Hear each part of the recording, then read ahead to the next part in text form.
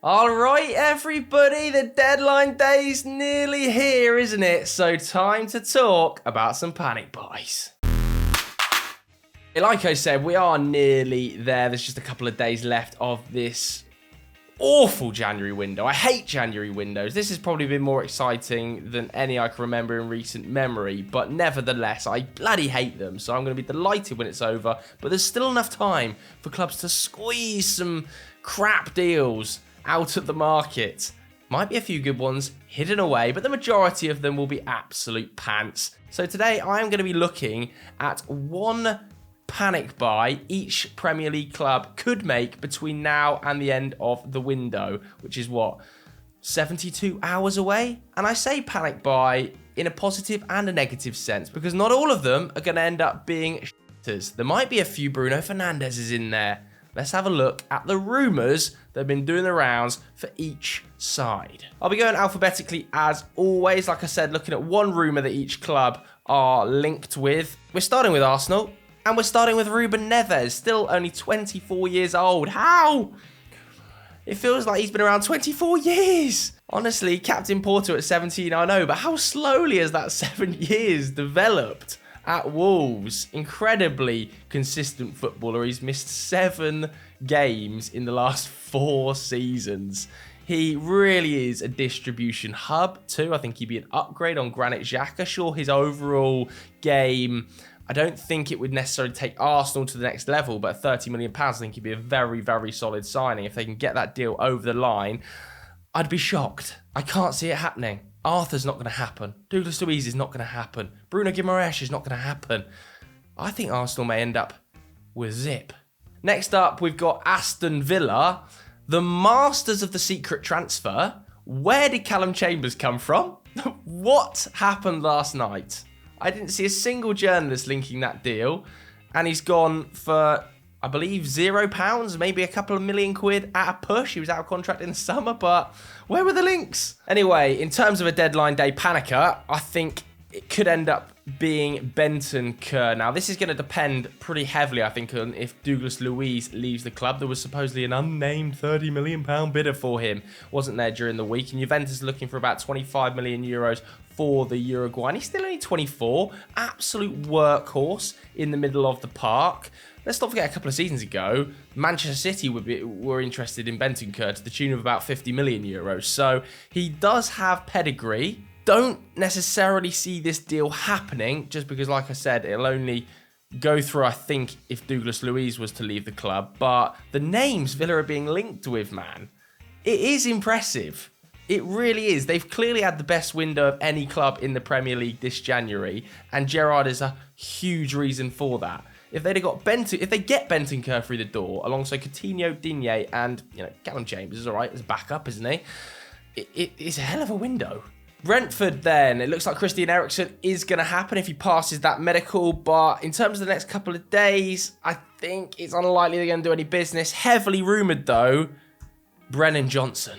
And fair play to Forest for rejecting this one. I think that's the third or so bid they've rejected for Brennan. This one was up to £20 million, which is a huge fee for a championship club. And they're obviously gambling at this stage on getting promoted. And they're gambling big. They're only 1 point off the playoffs. They're doing a fantastic job right now. They've had a great January. They're still unbeaten in the month. They've kept hold of Joe Worrell as well. They've kept hold of Jed Spence too. This couldn't be going too much better. To reject £20 million in that position is a big gamble, but Forest fans must be loving it because it's never nice to see one of your most precocious talents at just 20 getting poached away by a team like Brentford, who only went up last season. So fair play to Forest. I don't think this one's going to happen. It feels like this is like settled, done now. Brennan Johnson's going to stay and try and get them promoted. If it doesn't happen, he probably will leave in the summer. It's a bit of a gamble. Might be worth taking, though. At Brighton, he's still hanging around. It's not like a bad smell, but, like a smell. Like a smell. Dele Alli to Brighton, the links just will not go away. Fabrizio saying today that it's very likely he's going to leave the club. Newcastle, still interested. That one seems pretty far-fetched. Brighton, it is an interesting link. I love the idea of Potter working with Dele Alli. Poch 2.0 with Dele Alli 0.5. Burnley, get the klaxon out. I've been touting him since 2019. If you watched and listened to the original pod, big 6'6", Wout Weghorst is back in the building. The rumours are a-churning. Big Wout, by the way, did I mention he's 6'6", to Burnley? This is the stuff dreams are made of. Now, the Athletic report in this one is as close as personal terms. Mud for Wolfsburg, by the way. They're only 3 points above the drop zone in the Bundesliga, but replacing Chris Wood with the giant himself, old Stiff-tastic, Wout Weghorst. By the way, did I mention he's 6'6"? I am absolutely buzzing with this one. Seriously. No rumours got me as excited as this since Cristiano joined United. What is going on? Wout Weghorst in the Prem, working under Big Sean Dyche, lumping balls into him. Wout's up, bang! Come on, make it happen. He's a goal-scoring machine. Look at these numbers. You think I'm messing about? Don't call him Wout Weghorst. Call him Wout Workhorse. 98th percentile of pressures. Look at these goal-scoring numbers, man. Expected non-penalty goals, 20.6. 14.4, 15.5. The guy finds the back of the net, links up play beautifully, and did I mention he's 6'6"? Sean, do that thing. At Chelsea, there's a few rumours starting to spring up in Spain about Ousmane Dembele. Now, this would be an interesting one, given that El Chiringuito this week, sorry, I'll click my little button. El Chiringuito this week, let's not forget, had that hilarious exclusive. Now, if you haven't seen this already, this is Ousmane Dembele's agent accidentally showing the camera a receiving call from PSG's director, Leonardo. And the phone's just like, happens to be, you know, like, oh, whoops. I've accidentally shown the camera as Leonardo's calling me. I'm just unconvinced. It just can't be real. This is definitely his mate, and he's changed the contact name to Leonardo PSG. And he's gone, right, you call me when I get out of the airport when the cameras are on me and I'll accidentally show him. Having said that, I still don't think he's going to end up at Chelsea. I know that Barcelona are desperate to get rid. They've said multiple times you must leave by January the 31st. And Thomas Tuchel loves him. I asked Thomas Tuchel about him before. Here's what he had to say. Is there one player maybe that was really naturally talented that didn't require as much coaching and you just thought you could just put them out there and they would be a phenomenon? Well, one of the first names that pops up to my mind is Ousmane Dembele when he stepped in Dortmund. Okay. Like, that was a pretty natural talent and very, very outstanding. Ousmane Dembele was one of the craziest natural talents because he was shooting free kicks with the left, shooting corners with the left, going to the other corners, doing the in-swing with the right. Going to penalties, shooting with left, shooting with the right, dribbling, running, passing. That was like really like on a highest level with 18 years where you cannot, where your development is clearly not finished. Let's go to Crystal Palace then. Heavily linked before deadline day with the big man, Donny van de Beek. Now, this would be an interesting one. I think 69 minutes of Premier League football over the last 5 months for Donny. It's just so heartbreaking to see, isn't it? But is Crystal Palace the right move? I want to hear from you guys at home in the comments below as to whether Donny to Palace makes sense, because they have got an abundance of young, quality, advanced midfielders. You know, Conor Gallagher playing that role spectacularly well this season. When Wilf Zaha comes back from AFCON, maybe Eze starts to play a little bit more centrally. Maybe Elise starts to play a little bit more centrally. Will Hughes can also operate in that space with Kouyaté and MacArthur behind him. They've got an abundance of midfield talent there. So where does Donny fit? I really hope this is the right club for him, and I hope he gets his minutes, and I hope he comes back in the summer when Man United have got a new manager through the door, Pochettino, that Donny is playing at a new level. But I think this move is a bit of a risk. Sorry, Donny. Everton, then, it's not a player, is it? It's Frank Lampard. I actually really like Frank Lampard. Really lovely guy. Speaks really well. I think he did not an underrated job at Chelsea, but an okay job at Chelsea. And I would prefer Frank Lampard to Vitor Pereira, like the Everton fans that spray painted this on the outside of Goodison Park. And quite frankly, after his complete car crash of a TV interview, I don't see Vitor Pereira getting this Everton job. I think Frank Lampard's extremely likely to get it. It would be a bit of a panic move, just because they've got to get someone through the door, but I think it's probably the right one. Let's do Leeds very quickly. We've spoken about this lad before, Brennan Aronson. Don't know why his photo's so small there in the little holder, but they just need to get this deal done, don't they? They've had 2 bids rejected, and I think they're probably going to miss out on him. Not necessarily miss out on him completely, because they'll go back in on him in the summer, but miss out on him in this window, which would be a shame for Bielsa, because I think he needed recruits, man. He needed recruits, and Brennan Aronson, we've spoken about him on last week's show, is a hot talent that works perfectly in a Bielsa system. So I'm surprised that Leeds haven't been able to get it over the line. Let's see what the next 3 days have got to say. Leicester being linked online, or on my Twitter feed anyway, with Ginter. Of course, Borussia Mönchengladbach's Matthias Ginter, who's out of contract in the summer. Surely this doesn't happen in the next 3 days, does it? I know that Dennis Zakaria is still considering an exit in this window, but I think Ginter's going to have, don't be offended here, Leicester fans, better offers than that on the table in the summer. Leicester not signing a centre-back is one of the mysteries of the window, but Ginter is one of the best ball-playing centre-backs in Germany. I think Bayern Munich might have a little nibble. Might have a little nibble in the summer with numbers like this. Because as you can see, you know, fantastic progressive passer, fantastic progressive ball carrier. For a centre-back in a Nagelsmann system, you've got to be able to distribute very well. And not only does Matthias Ginter do that, but he's also extremely, extremely consistent. Very rarely injured. I could see him ending up at Bayern, not at Leicester. Breaking news. That's right, I'm wearing different clothes. Shooting this a day later, because I was talking about Fabio Carvalho for Liverpool. It's now Friday morning. It's a whole new day, and it's a whole new player. That's right, Liverpool have reportedly agreed a €60 million deal with Luis Diaz at Porto, gazumping Tottenham Hotspur in the process. I was going to talk about Luis Diaz. In fact, I did talk about Luis Diaz in the Tottenham section, so I'm going to have to do another breaking news pickup for that one. But let's talk about Liverpool signing Luis Diaz, apparently their principal target in the summer. They brought it forward 6 months because a good deal is available and they didn't want to lose out on the player to Tottenham Hotspur. He has been on flames this season.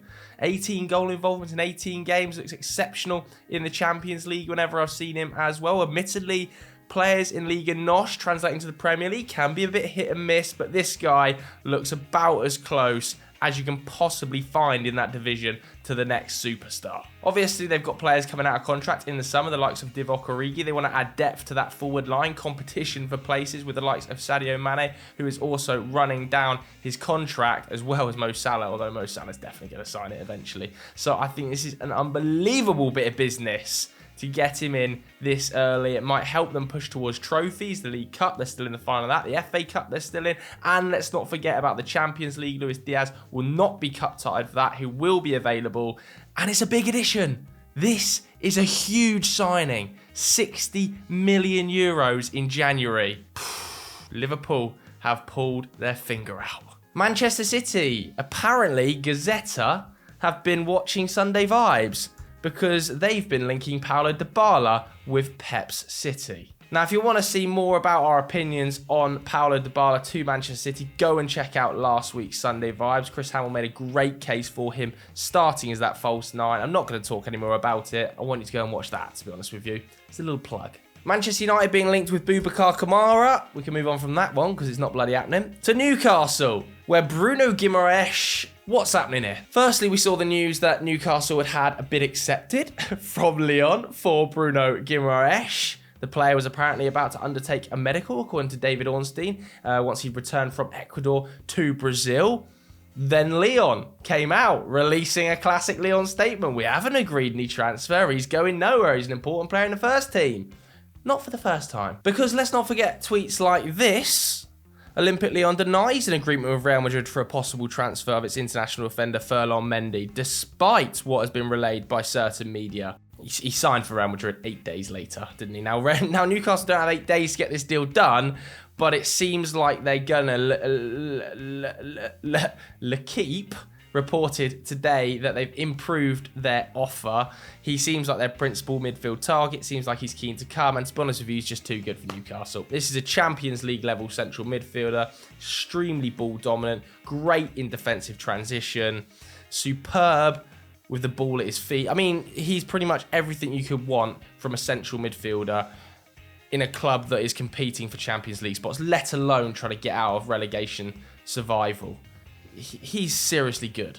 I mean, have a look at him. I don't even want to read these off because he's in the top 10 percentile of pretty much every area you'd want. Pressures, tackles, even in advanced areas, very good. Superbly tidy on the ball. And he's playing for a mudded in mid-table Lyon side. So it's going to be interesting to see what happens when he comes to Newcastle, if he comes to Newcastle. But I think they're going to get this deal done. And I don't know how. In fact, I do. 200 grand a week. Norwich, forget about it, 0. So we'll move on to Southampton very swiftly because I've accidentally clicked the button. That, of course, is Tino Anjorin, who was on loan from Chelsea to Lokomotiv Moscow, but I think he broke his foot there, and it now appears that he's been sent back. That Ralph Rangnick deal, obviously he was the guy who took him there. Ralph Rangnick's now gone to Manchester United, so it's not really a transfer that's worked out, and Southampton are now very keen to take him on a permanent deal this window. I've got Liam Toomey's article up here. As you can see, Southampton interested in buying Chelsea's Tino Anjorin. Lokomotiv apparently had a £17 million option to buy during this transfer window, but obviously when Ralph Rangnick went back, I think the player wasn't too keen to remain there. He's had a couple injury problems. I think this is one to keep your eye on. Southampton have had lots of success signing young players from the Chelsea Academy and Tino Livramento recently, trying to get that Brohard deal done on a permanent. I think Tino might be the next one of these guys to keep your eye on.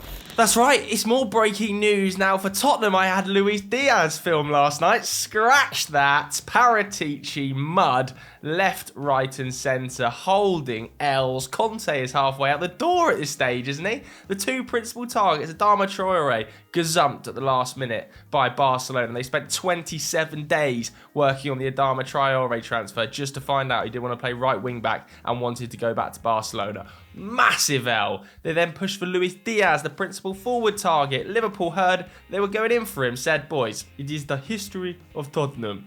Decided they're just going to have him straight away. It now looks like they are going to get Amrabat out of Fiorentina, which I'm not sure is a massive improvement on the starting 11, and potentially rumours circling about the guy I want to talk about, Alvaro Morata. Reports in Italy say that a deal is close to being agreed to take him to White Hart Lane, and I actually don't think it's too bad of a move. I think Alvaro Morata as a backup striker to play alongside Kane at times is really good business. If you can get him on cheap / a loan deal, it's fine. He will contribute goals. He might not be the most aesthetically pleasing striker. He might not be the most elite finisher.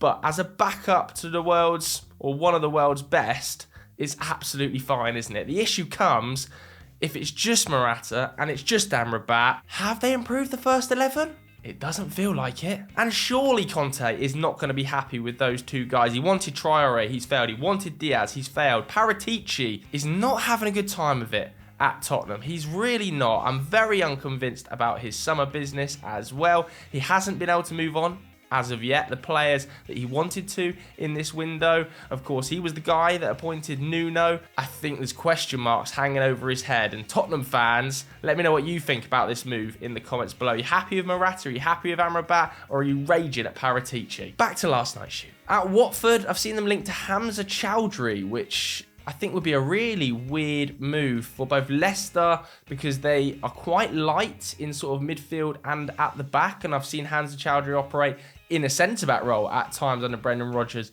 this season, so I can't see him being let go by the Foxes. And for Watford, they've already done quite a lot of business this January window, and some players that are quite exciting. You know, they've already got Kalou through the door, they've got Kayembe through the door, they've got Samir through the door, they've got Kamara from Nice through the door. I think he'd made 11 appearances for Nice this season before he joined Watford. So I think they've probably done all their business, and now with Roy Hodgson coming in, he's going to be expected to mould that squad into a team that can survive. I don't see them signing the likes of Hamza Chowdhury in the next 3 days. West Ham, what is happening here? Andy Carroll, is it? Andy Carroll. West Ham looking for striker reinforcements and have apparently turned to Andy Carroll. I know that he was really quite good at Reading for the last 8 or so weeks, and he scored a couple of goals, didn't he? And he had them amazing bangers ruled out for offside. His deal is up at Reading. He's a free agent. West Ham are competing for Champions League football this season, turning to Andy Carroll. No, surely not. I mean, maybe he's an option. But do they go back there? God. You know, Reading are trying to get him back through the door, aren't they? Bournemouth are apparently interested, but this just feels a step too far. Wolves, I was struggling to think of anyone, to be honest with you. They've already got Chiquinho through the door, who feels like the Adama Traore replacement, right? They've got Hwang on that permanent contract now. So I just wanted to put Adama down because this is just so muddy for Spurs, man. And I don't really understand it from Barcelona's perspective either. I know that he's a La Masia Academy graduate, and that's probably the reason he's gone back, and there's rumours he's taking a pay cut, but where does he play? He's not going to be playing right back. So does that mean he's going to be playing the front three? Over who? Ferran? No. Depay? Fati? Is he just a backup? He's only on a 6-month loan deal. I just don't get it. All right, so that was my list of one panic buy each Premier League club could well end up making on deadline day, bar Norwich, who are just linked with dust, and Wolves, who I couldn't think of anybody, so I wanted to talk about Adama Traore. Let me know who you think your club could panic buy in the comments below. If you did enjoy this video, hit the like button, hit subscribe. Make sure you go and watch Continental Club over on EFD. Thanks very much for watching, everybody. We'll see you later. Bye.